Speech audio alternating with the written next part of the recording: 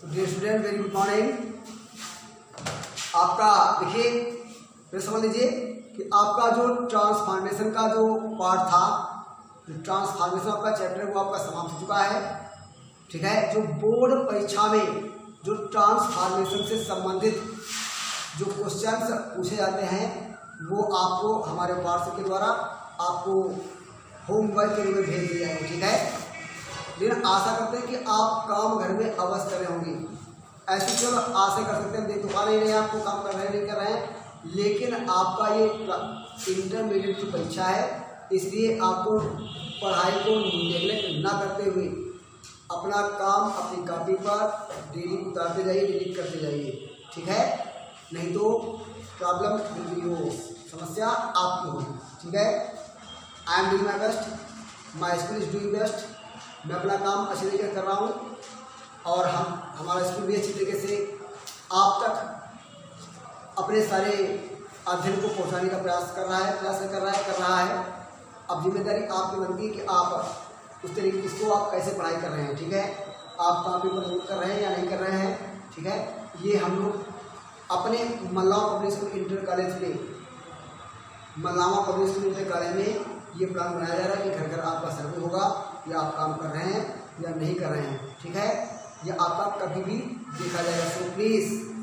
So please आप ऐसी किसी भी असुविधा से बचने के लिए आप अपना हर एक सब्जेक्ट का काम अपनी कॉपी पर क्रम वाइज पूरा कर लीजिए, क्योंकि Mallawan public school inter college ये योजना बना रहा है कि किसी एक डेट निश्चित की जाएगी और उस डेट से घर घर आपका सर्वे होगा कि आप अपनी कॉपी पूरी कर रहे हो या नहीं पूरी कर रहे हो। ठीक है, तब आप फंसोगे तो समस्या आपकी होगी। ठीक है, इसलिए आप अपनी कॉपी पर अवश्य ये चीज पूरी कर लीजिए और खाली इंग्लिश नहीं, बाकी सभी सब्जेक्ट्स आप अपने क्रम वाइज कंप्लीट कर लीजिए। ठीक है, चलिए देखते हैं आज का हमारा टॉपिक क्या है।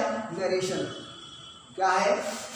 नरेशन मतलब वर्णन, that and in the speech, मतलब प्रत्यक्ष और अप्रत्यक्ष कथन। और जैसे आप जानते हो कि जो कथन हमारे हैं वो दो तरीके से कहे जाते हैं, एक डायरेक्टली और एक इनडायरेक्टली।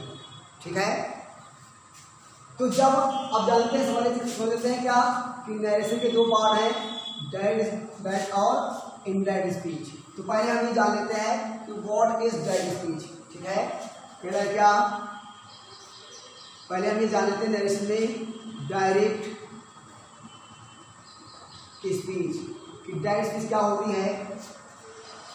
क्या लिखेंगे कि वक्ता मतलब स्पीकर के द्वारा कही गई बात को जब हम उसी के शब्दों में कहे या लिख देते हैं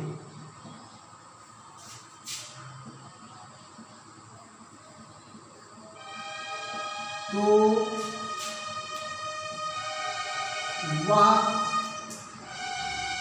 डायरेक्ट स्पीच होता है। ठीक है स्टूडेंट, क्या कह रहा है कि डायरेक्ट स्पीच क्या है। नरेशन दो प्रकार के होते हैं, डायरेक्ट और इनडायरेक्ट स्पीच के रूप में, है ना। अब डायरेक्ट स्पीच क्या है, वक्ता मतलब स्पीकर मतलब बोलने वाला, वक्ता मतलब बोलने वाला, या इसे अंग्रेजी कह सकते हैं क्या, स्पीकर। कि स्पीक मतलब क्या, बोलना, और स्पीकर मतलब बोलने वाला के द्वारा कही गई बात को जब हम उसी के शब्दों में मतलब जैसा उसने कहा है ठीक वैसा ही लिख दे या कह दे या लिख दे, तो वो होता है हमारा क्या, डायरेक्ट स्पीच। आप समझ गए क्या, कि जब हम किसी के द्वारा कही गई बात को उसके ही शब्दों में जैसा उसने कहा है उसी के तरीके से जिसका तस कह दे या लिख दे, तो वो हमारा होता है क्या, डायरेक्ट स्पीच। ठीक है, आइए दिखाए क्या, कि ही सेड टू मी, दिखाया क्या, ही सेड टू मी।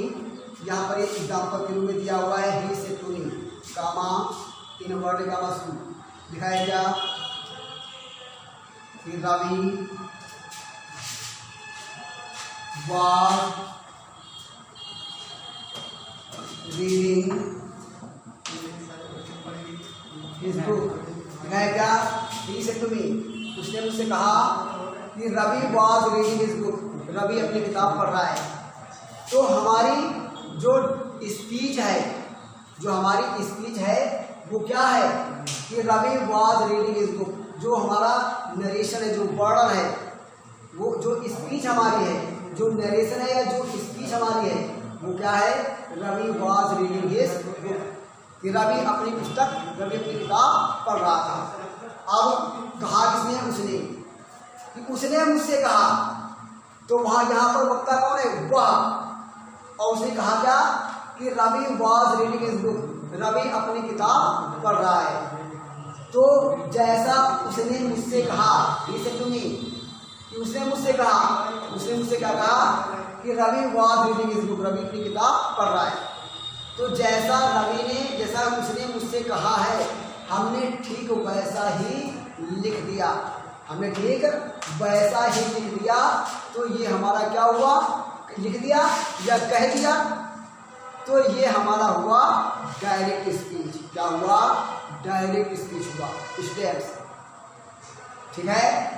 इसके बाद हम लेते हैं क्या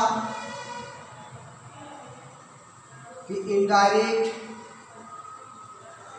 स्पीच, ठीक है, दिखाया क्या, इनडायरेक्ट स्पीच, कि इनडायरेक्ट स्पीच क्या होता है, आप जान ले। कह रहा है क्या कि वक्ता द्वारा कही गई बात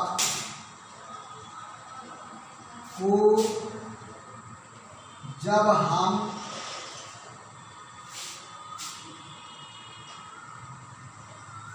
हम अपने शब्दों में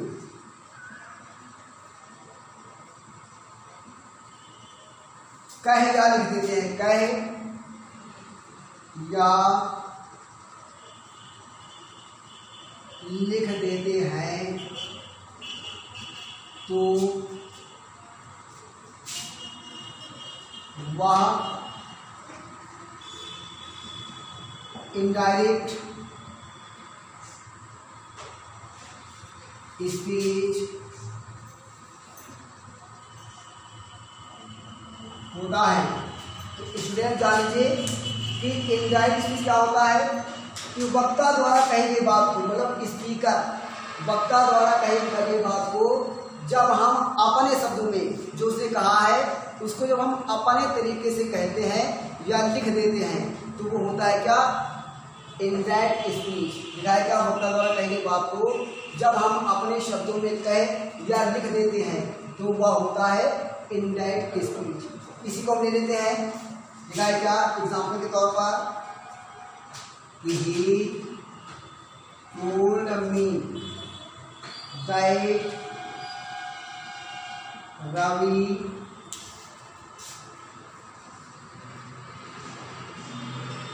had been reading his book. He told me that Ravi had been reading his book. ठीक है, तो इस प्रकार से क्या हुआ, हमने इसी कथन को रवि अपनी किताब पढ़ रहा है, ठीक है, इसी कथन को हमने क्या किया, रवि अपनी किताब पढ़ रहा था, तो इसी कथन को हमने क्या किया, अपने शब्दों में कहा, तो उसने मुझे बताया कि रवि अपनी किताब पढ़ रहा था, ठीक है। तो इस कथन को हमने क्या किया, आप अपने तरीके से कहा है, तो ये हमारा क्या हुआ, इनडायरेक्ट स्पीच। क्या हुआ, इनडायरेक्ट स्पीच। तो जब हम वक्ता यानी कि स्पीकर की कही गई बात को उसी के शब्दों में कहें, तो वो होता है डायरेक्ट स्पीच। जब हम किसी की कही हुई बात को या वक्ता के द्वारा कही गई बात को अपने शब्दों में कहें या लिखें, तो वो होता है इनडायरेक्ट स्पीच, ठीक है। इसका आप एक स्क्रीनशॉट लेकर के आप अपनी कॉपी पर नोट कर लेंगे, ठीक है।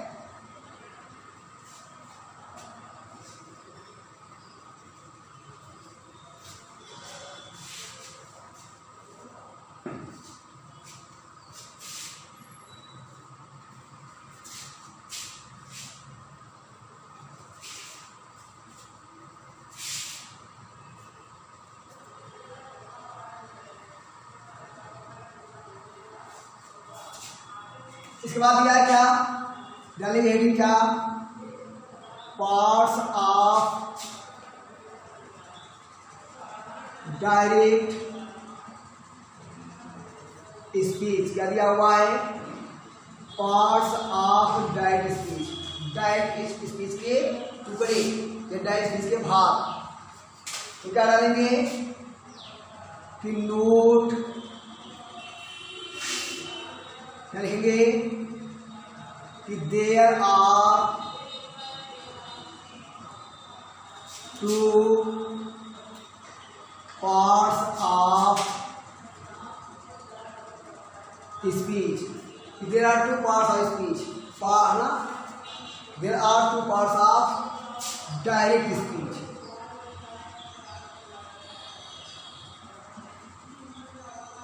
डायरेक्ट स्पीच के दो पार्ट्स होते हैं। नंबर एक क्या, नंबर एक रिपोर्टिंग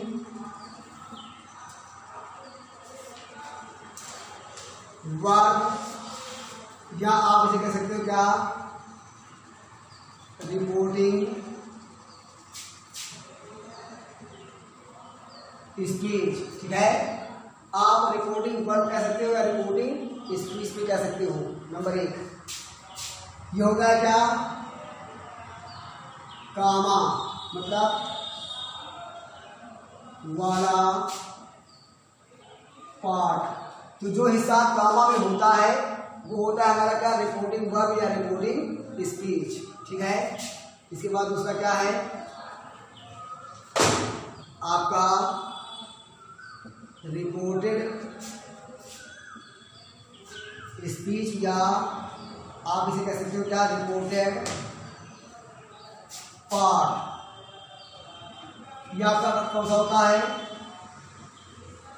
डबल इन्वर्टेड कामा वाला पार्ट। तो जो कामा में होता है वो रिपोर्टिंग वर्ब या रिपोर्टिंग स्पीच होता है, और जो डबल इन्वर्टेड कामा में जो हिस्सा होता है वो हमारा होता है क्या, रिपोर्टेड स्पीच या रिपोर्टेड पार्ट, ठीक है।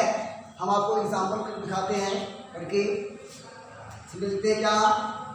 एग्जाम्पल के तौर पर दिखाया क्या कि he said to me comma inverted comma शुरू क्या लिखा था, Ravi was reading his book. क्या था कि ही सेड टू मी, इसके बाद लगा हमने क्या, कामा, और क्या है कि Ravi was reading his book. तो ये वाला हिस्सा जो हमारा है, जो कामा वाला है, वो क्या है हमारा, आप क्या है, रिपोर्टिंग वर्ब, ठीक है। और जो इन्वर्टेड वाला, जो इन्वर्टेड कामा वाला हिस्सा है, ये हमारा क्या है, रिपोर्टेड स्पीच, ठीक है। कामा वाला हिस्सा ऊपर लिखा हुआ है कि कामा वाला पार्ट जो क्या होगा आपका रिपोर्टिंग वर्ब होगा, और डबल इन्वर्टेड कामा वाला पार्ट होगा वो क्या होगा आपका रिपोर्टेड स्पीच होगा, ठीक है। तो आप देख रहे हैं यहाँ पर कामा वाला जो हिस्सा है वो क्या है, रिपोर्टिंग वर्ब है, और डबल इन्वर्टेड कामा वाला हिस्सा जो क्या है, रिपोर्टेड स्पीच है। ये आप कक्षा 6 से पढ़ रहे हो, ठीक है, और आप आसानी से समझ जाओगे। लेकिन रिपोर्टिंग वर्ब के भी टुकड़े हो जाते हैं। कैसे कह रहा है क्या कि जो कामा वाला हिस्सा है, जो कामा वाला पार्ट है वो रिपोर्टिंग वर्ब है, तो ही क्या वर्ब है, ही क्या वर्ब है नहीं, ये तो प्रोनाउन है, टू एक प्रीपोजिशन है, मी एक प्रोनाउन है जो कि ऑब्जेक्टिव फॉर्म में है, सिर जो है ये क्या है, ये वर्ब है। ठीक है स्टूडेंट्स, तो इसलिए रिपोर्टिंग वर्ब के लिए टुकड़े कर लेते हैं, जान लेते हैं कौन सा शब्द क्या कहलाता है। तो जो बोलता है वो होता है क्या, आपका रिपोर्टर, और जिसको रिपोर्ट करता है वो होता है क्या, रिपोर्टेड ऑब्जेक्ट, और जो वर्ब होती है वो हमारी होती क्या, रिपोर्टिंग वर्ब। ठीक है, आप समझ लीजिए कि रिपोर्टिंग वर्ब के भी टुकड़े होते हैं। ही से टू मी, उसने मुझसे कहा, मतलब उसने मुझे रिपोर्ट किया, तो जो रिपोर्ट करेगा वो कहलाएगा रिपोर्टर, वो कहलाएगा रिपोर्टर। और जिसको रिपोर्ट किया जा रहा होगा, जिसको रिपोर्ट किया जा रहा होगा वो कहलाएगा रिपोर्टेड ऑब्जेक्ट, मतलब जिसको सूचना दी जा रही है। और जो वर्ब होगी वो होगी हमारी रिपोर्टिंग वर्ब। तो इस प्रकार से रिपोर्टिंग वर्ब के 3 टुकड़े हो सकते हैं।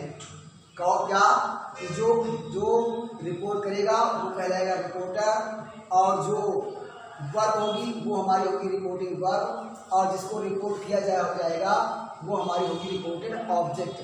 ठीक है, लेकिन एज ए होल अगर देखा जाए तो इतना पूरा सामान्य रूप से हम कह देते हैं क्या, वैसे तो इसके 3 टुकड़े हो गए। जो बोलता है वो रिपोर्टर हो गया, जो बोला जाता है वो रिपोर्टिंग वर्ब हो गई, और जिसको बोला जाता है वो हो गया हमारा रिपोर्टेड ऑब्जेक्ट, रिपोर्टेड ऑब्जेक्ट हो गया।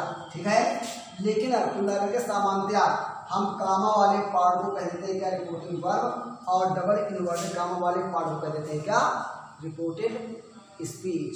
ठीक है, इसका आप एक स्क्रीनशॉट ले लीजिए और आप एक कॉपी को उतार लीजिए। ठीक है स्टूडेंट्स, इसके बाद देखते हैं कुछ और नियम।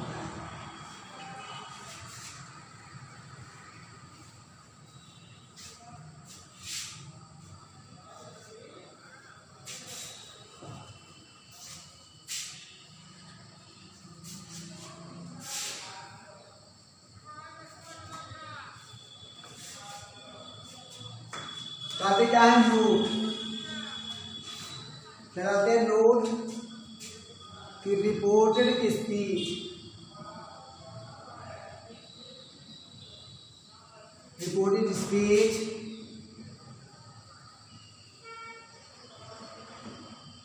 रिपोर्टिंग वर्ब के पहले भी आ सकती है, पहले भी आ सकती है। ठीक है, जो हमारी रिपोर्टेड स्पीच है, जो डबल इन्वर्टेड कामा वाला पार्ट है, वो हमारे रिपोर्टिंग वर्ब से पहले, मतलब केवल कामा वाला पार्ट के पहले भी आ सकती है। ठीक है, कैसे एग्जाम्पल देखते, लिखा है क्या, डबल इन्वर्टेड कामा शुरू, क्या सेंटेंस था कि Ravi was reading his book.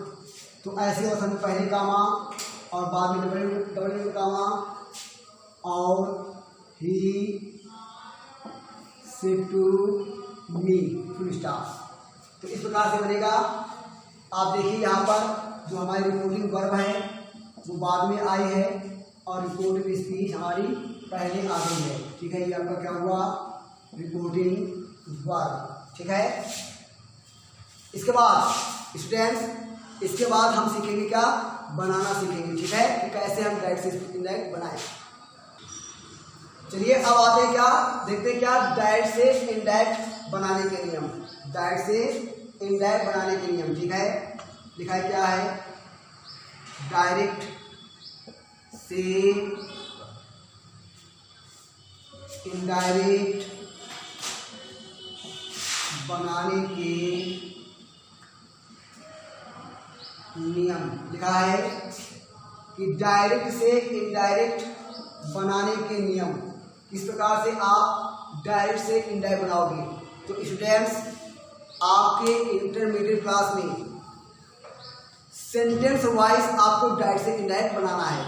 जैसे पहले में सीखना है क्या, कि असेटिव से पहले हमें सीखना है असेटिव सेंटेंसेस को इनडायरेक्ट बनाना। फिर सीखना है इंट्रोगेटिव को, फिर इंपेरेटिव को, ऑपरेटिव को, एक्सक्लामेटरी सेंटेंसेस को। तो इस प्रकार से हम सेंटेंस बाय सेंटेंस आगे बढ़ते जाएंगे, ठीक है। तो पहले हम देखते क्या है कि डायरेक्ट से इनडायरेक्ट बनाने के नियम क्या है, ठीक है। और इसमें कौन से, केवल असेंटिव सेंटेंस को पहले हम असेंटिव सेंटेंस से इनडायरेक्ट बनाना सीखेंगे, फिर इंटरोगेटिव से इनडायरेक्ट बनाना सीखेंगे, उसके बाद फिर हम इंपेरेटिव सेंटेंस से इनडायरेक्ट बनाना सीखेंगे, फिर ऑपरेटिव और फिर एक्सक्लामेटरी से। ऐसे सेंटेंस बाय सेंटेंस हम चलेंगे, ठीक है। तो पहले डालते हैं क्या लिखा है, क्या डायरेक्ट से इनडायरेक्ट बनाने के नियम, और कौन सा, असेंटिव सेंटेंस, ठीक है। किसको लिख सकते हैं हमें, असेंटिव सेंटेंस को हम डायरेक्ट से इनडायरेक्ट बनाना पहले सीखते हैं, ठीक है स्टूडेंट्स। तो आइए फिलहाल इतना सा स्क्रीनशॉट लेकर के आप अपनी कापी पर उतारिएगा, ठीक है। और इसके बाद में हम अपने अगले ग्रुप में चलेंगे, ठीक है।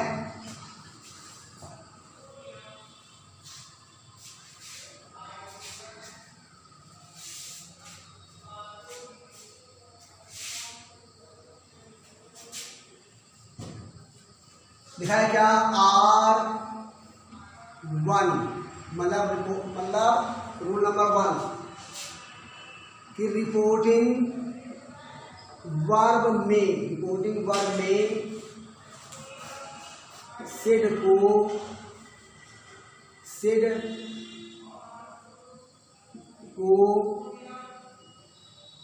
में, ठीक है। सेड टू और प्लस कोई ऑब्जेक्ट होगा तो को टोल्ड में, ठीक है। और लिखा है क्या, सेज को सेज में और सेज टू को टेल्स में, से को से में और से टू को, भाई टू मतलब लगेगा कि कोई ऑब्जेक्ट आएगा आपका, से टू को टोल्ड में, ठीक है। ऐसे ही विल से को विल से में और विल से टू और प्लस अगर कोई ऑब्जेक्ट लगा हो, बाई टू के बाद में ऑब्जेक्ट लगा होगा तो टू लगेगा, विल से और टू के साथ में ऑब्जेक्ट अगर लगा हो तो क्या करोगे, को विल टेल में चेंज कर देते हैं। तो जब हम डायरेक्ट से इनडायरेक्ट बनाएंगे तो सबसे पहला नियम क्या आता है, रिपोर्टिंग वर्ब में परिवर्तन। तो रिपोर्टिंग वर्ब में कैसे परिवर्तन करेंगे, अगर सेट दिया हो रिपोर्टिंग वर्ब तो हमारा रिपोर्टिंग वर्ब से लिख रहेगी, सेट टू के साथ में कोई ऑब्जेक्ट लगा हो तो सेट टू को हम टोल्ड में बदल देंगे, शेष दिया होगा केवल तो शेष भी रहेगा, शेष टू के साथ में अगर कोई ऑब्जेक्ट लगा होगा तो टेल्स में बदल देंगे, से को से में रखेंगे, से टू के बाद में कोई ऑब्जेक्ट लगा होगा तो टोल्ड में बदल जाएगा, विल से को विल से में रखेंगे, विल से टू के बाद में कोई ऑब्जेक्ट लगा होगा तो हम उसे विल टेल में चेंज कर देते हैं। कहने मतलब क्या है कि रिपोर्टिंग वर्ब में कोई भी ऑब्जेक्ट होने पर से क्रिया जो है वो टेल में चेंज हो जाएगी। ये बात समझ आप, क्या करना आपको है कि वैसे तो रिपोर्टिंग वर्ब जो है इस तरीके से बदलेगी, ये आपको हमने लिखित में दे दिया है, लिख करके दे दिया है, आप इसको याद कर सकते हो। लेकिन जो बच्चे हमारे समझदार हैं, है ना, उनके लिए तरीका क्या है कि आप जानिए ये बात कि अगर कोई भी रिपोर्टिंग वर्ब में ऑब्जेक्ट आता है, मतलब से के बाद में कोई ऑब्जेक्ट लगा होता है, मतलब रिपोर्टिंग ऑब्जेक्ट अगर होता है तो फिर जो हमारी से क्रिया है वो टेल में बदल जाती है। ठीक है, या इसको हमने लिखित में दे दिया, ऐसे मान लीजिए कि सेट को सेट में रखेंगे और सेट टू के बाद में अगर कोई ऑब्जेक्ट है तो मैंने बताया कि टोल में बदल जाएगा, शेष को शेष में रखेंगे, शेष टू के बाद में कोई ऑब्जेक्ट आता है तो टेंस में बदल जाएगा, से को से में रखेंगे, से टू के बाद में कोई ऑब्जेक्ट आता है तो हमारा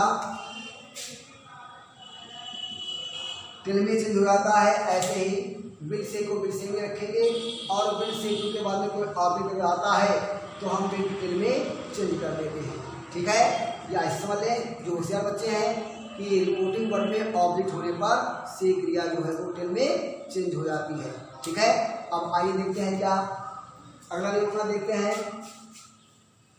इसका आप एक स्क्रीनशॉट लेकर के आसानी से आप अपनी कॉपी को डाल सकते हैं।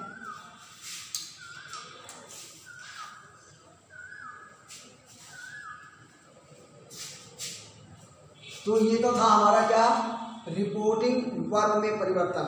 इसके बाद हमारा आता है क्या रूल नंबर 2। क्या करेंगे हम कंजक्शन दैट लगाते हैं, ठीक है।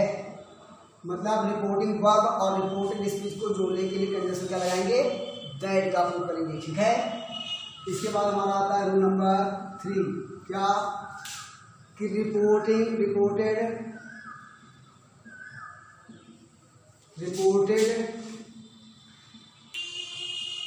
स्पीच के टेंस में निम्न तरह परिवर्तन कर देते हैं, ठीक है। क्या करना आपको है फिर रिपोर्टेड स्पीच में निम्न तरीके से रिपोर्टेड स्पीच के टेंस में निम्न तरह से परिवर्तन कर सकते हैं। कौन से नियम से 420 के नियम से, ठीक है। 420 के नियम से कर लेते हैं परिवर्तन। कैसे दिया है क्या प्रेजेंट टू पास्ट और पास्ट टू परफेक्ट, ठीक है। तो इस वाले नियम से 420 के नियम से हम चेंज कर देंगे क्या 420, ठीक है। तो इस नियम से हम क्या करेंगे रिपोर्टेड स्पीच में परिवर्तन कर देंगे। रिपोर्टेड स्पीच के टेंस में परिवर्तन करेंगे क्या प्रेजेंट टू पास्ट और पास्ट टू परफेक्ट। यहाँ पर फोर का मतलब क्या है, यहाँ पर फोर का मतलब क्या है कि प्रेजेंट के सारे टेंस जो हैं वो पास्ट में चले जाएंगे, ठीक है। और यहाँ पर टू का मतलब है कि पास्ट के दो टेंस जो है वो परफेक्ट में चले जाएंगे। और यहाँ पर जीरो का मतलब क्या है परफेक्ट का कोई टेंस नहीं होता है, प्रेजेंट और पास्ट फ्यूचर होता है लेकिन परफेक्ट होता है। तो प्रेजेंट के चारों टेंस पास्ट में जाएंगे, मतलब प्रेजेंट इंडेफिनिट होगा तो पास्ट इंडेफिनिट चला जाएगा, प्रेजेंट कंटिन्यूअस में होगा तो पास्ट कंटिन्यूअस में चला जाएगा, प्रेजेंट परफेक्ट हुआ तो पास्ट परफेक्ट में चला जाएगा, प्रेजेंट परफेक्ट कंटिन्यूअस हुआ तो पास्ट परफेक्ट कंटिन्यूअस में चला जाएगा। ऐसे ही पास्ट के लिए लेते हैं तो पास्ट के केवल दो टेंस पहले वाले होगी, पास्ट इंडेफिनिट होगा, पास्ट इंडेफिनिट होगा तो पास्ट परफेक्ट में चला जाएगा, पास्ट कंटिन्यूअस होगा तो पास्ट परफेक्ट कंटिन्यूअस में चला आएगा। और पास्ट परफेक्ट हो गया तीसरा तो चेंज नहीं होगा, केवल दो ही तो बदलेंगे, दो लिखा है तो पास्ट परफेक्ट बदलेगा नहीं, पास्ट परफेक्ट नहीं रहेगा। ऐसे पास्ट परफेक्ट कंटिन्यूअस होगा तो आपका हो गया चौथा तो वो भी नहीं बदलेगा, पास्ट को दो बदलेंगे, ठीक है। परफेक्ट कंटिन्यूअस नहीं होता है, ठीक है। तो ये है होशियार बच्चों वाला, ये है होशियार बच्चों के लिए तो हमारा फार्मूला 420 का फार्मूला, 420 का फार्मूला, ठीक है। कि प्रेजेंट के चारों पास्ट में, पास्ट के दो परफेक्ट में और फ्यूचर में आते हैं तो फ्यूचर में अगर आते हैं तो फ्यूचर में अगर आते हैं तो भैया आप क्या करोगे विल का वुड में लाते हो और शैल को आप शुरू में लाते हो, ठीक है। विल को आप गुड में चेंज करते हो और सेल को आप शुड में चेंज कर देते हो, ठीक है। अन्यथा आप चाहे विल हो चाहे सेल हो, आप इसको हमेशा गुड में ही लिख सकते हो, ठीक है। समझ लीजिए प्रेजेंट के चारों टेंस कितने जाएंगे, पास्ट में, ठीक है। पास्ट के दो टेंस, पास्ट इंडेफिनिट और पास्ट कंटिन्यूअस परफेक्ट में चले जाएंगे। फ्यूचर में विल को हम गुड में लाते हैं, सेल को शुड में लाते हैं, ठीक है। या विल और सेल दोनों को ही हम गुड में ले आते हैं। तो ये था क्या, टेंस में परिवर्तन के नियम, टेंस में परिवर्तन के नियम। इसका आप एक स्क्रीनशॉट लेकर के अपनी कॉपी पर आप बता सकते हो, ठीक है। इसके बाद हम आपको बताएंगे डिटेल में, ठीक है। तो स्टूडेंट्स ये थे हमारे क्या डायरेक्ट से इनडायरेक्ट बनाने के नियम, ठीक है। किस प्रकार से आप टेंस में बदलोगे, और इसके बाद हम आपको बताते हैं क्या कि कौन सा टेंस किस टेंस में बदलेगा, ये हम आपको डिटेल में बताते हैं। जानते हैं क्या कि इन डिटेल, ठीक है। ये आप हेडिंग डाल देना कि इन डिटेल की रिपोर्टेड स्पीच के टेंस में कौन सा टेंस किसमें बदलेगा, ये हम आपको डिटेल में भी लिख करके देंगे। फार्मूला और डिटेल जैसे आप पढ़ना चाहें, I am ready to teach you anyway anyhow, किसी भी तरीके से मैं आपको पढ़ाने के लिए तैयार हूँ जिससे आपको समझ आए, ठीक है। फार्मूले से भी, थ्योरी से भी, सब तरीके से, ठीक है। बशर्ते you can continue your studies, ठीक है। तो इन डिटेल लिखा हुआ है, मतलब विस्तार से हम आपको बताएंगे कौन सा टेंस किसमें बदलेगा, ठीक है। वो भी अपने अगले वाले वीडियो में, ठीक है। Good bye.